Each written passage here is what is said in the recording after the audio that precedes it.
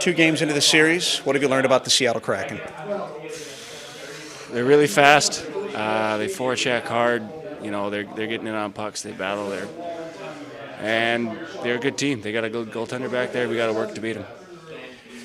Skating is a big part of your game. You mentioned their forecheck. It doesn't feel as physical as maybe the Minnesota series. Does it feel like there's more room to skate out there, or is it almost less room to skate because of that team speed? It's both. Like Minnesota, they were coming to run you through the wall. Seattle comes with a purpose. They come fast. They come to strip the puck and play offense. So it's a different sort of forecheck, but still hard to get by. What are the keys to breaking that forecheck? We got to get back fast to pucks. We got to have close support, and if Otz is playing it, we got to make good plays. I don't know. It's pretty simple. In terms of defensive play, you mentioned that speed.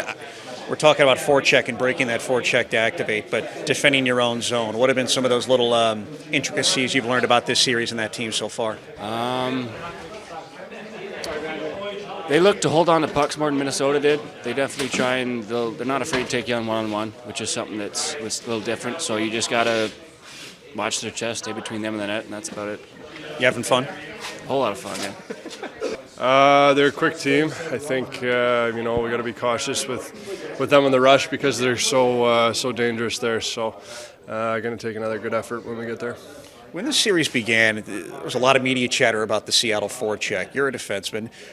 What is it like to deal with that forecheck? Yeah, it's quick. They're on top of you. I think that's a strength of their game and something that when we do better, it kind of sets up our game. So it's definitely a focus of this series.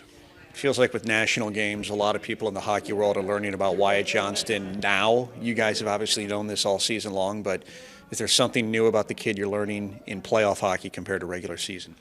I don't know. I mean, obviously he's been exceptional this year and pretty impressive to do it at such a young age. So, we're all happy for him. I think, he's got a couple great line mates there as well who help him out. So, no, it's awesome. I think he's got a great approach every day and, great kid. We talk a lot about how you guys are good with adversity. You bounce back from losses. How do you carry momentum from a win now?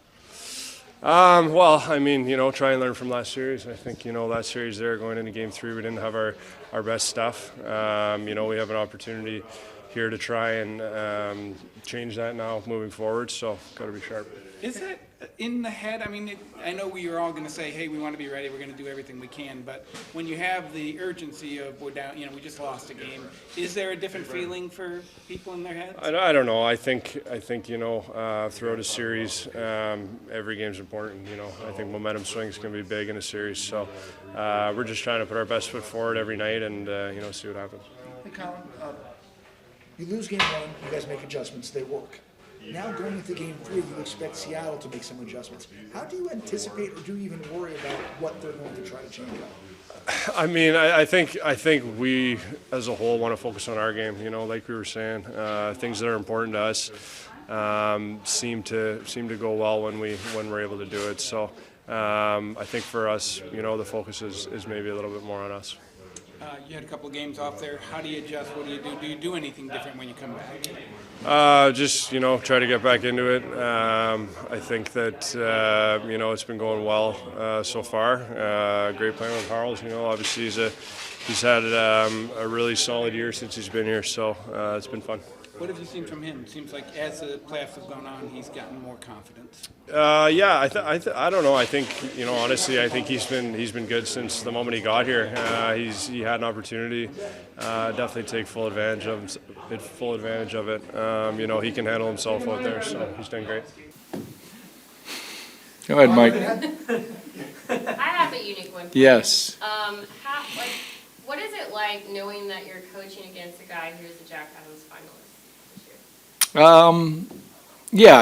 I think it's funny, but as coaches, we don't, it doesn't really cross your mind, the awards things. You're so in the moment with your team and working on your team and things like that. I think that's stuff you kind of look back at in the summer and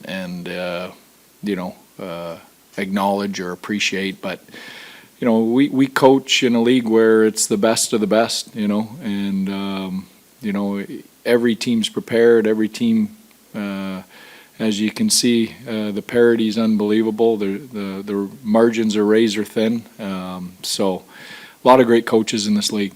Along those lines, Seattle wins game one, you make adjustments, you win game two, you're expecting adjustments from Seattle. How much, as a coach and a coaching staff, do you relish the chess match between the opposition behind the bench? Yeah. Yeah, I mean, I can only speak for myself, but I love playoff time. I mean, it's so much different than regular season, where you're just going city to city and a different opponent every night. You know, you can actually dive into a team for a 7-game series and make adjustments based on their strengths and weaknesses and success or failure during the series. So, you know, for me, that's the best part of coaching is this time of year. I was gonna ask, aside from the daily availabilities with us, what your favorite thing is. Yeah. But Right up there, yeah. yeah, to that point though, I mean, as a coach, does that allow you to really, you know, utilize everything that you have in your bag instead of, you know, having to spread things out and Yeah. manage workloads and things like that, whereas now it's just one opponent, one scheme? Yeah.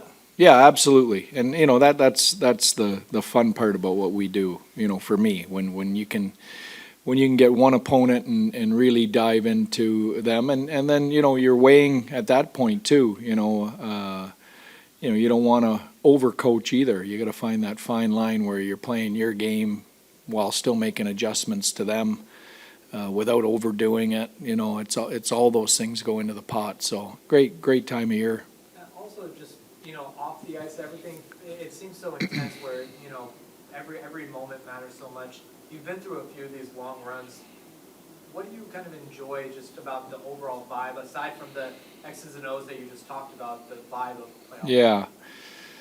Well, there's a lot of things. You know, you enjoy the weather. I was talking to Alain Nazardine. You know, he hasn't been on a playoff run. He made the playoffs once in New Jersey in his time there, and they were out in 4 or 5 games. So, you know, just the weather changes, and you know, it feels like summer outside. You're coming to the rink in shorts. You know, there's the out of town scoreboard gets smaller every round. You know, I think last night there was 1 game on, and it's almost unheard of 2 weeks ago. So, you know, there's all kinds of little things that are different this time of year that make it exciting, and you know, and there's no doubt the players. You know, there's a camaraderie to the group this time of year. They know they're, you know, out of 32 teams, there's only 8 left, and you know, they're in the foxhole here together, and you know, we do a lot of things together, travel together, off days, things like that. You've been through it in San Jose and Vegas. How important is it to a Sun Belt city? Because, I mean, I personally have friends and stuff who Yeah. just noticing that, you know, we have a hockey team. Yeah, I mean, yeah. really, like, the interest is really boosted right now. Yeah, I mean, I can't tell you how awesome the home games have been. You know, the atmosphere in the rink, the packed stands, how energetic the building is. I think it's great that, you know, we're the only pro team still playing right now. But you know, I can feel that the community's excited about this group, and they should be. You know, these guys are hopefully on the path to doing something special. When you look at Miro, he's leading all skaters with 29 minutes a game.